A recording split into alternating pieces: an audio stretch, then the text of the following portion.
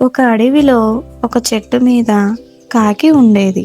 నోట్లో ఒక రొట్టె ముక్క పెట్టుకుని కూర్చుంది. అదే అడవిలో ఒక నక్క కూడా ఉండేది. ఆ నక్క కాకిని చూసింది. దాని చూసిన నక్కకు ఆకలి వేసింది. నక్క ఒక పథకం వేసింది.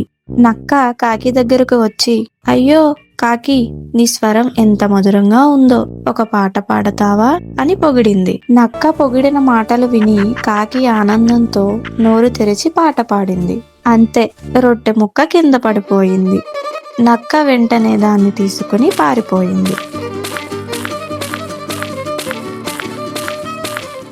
కాకి తన తప్పు తెలుసుకుని బాధపడింది. నీతి: అతి పొగడుతలకు లోనవ్వకూడదు.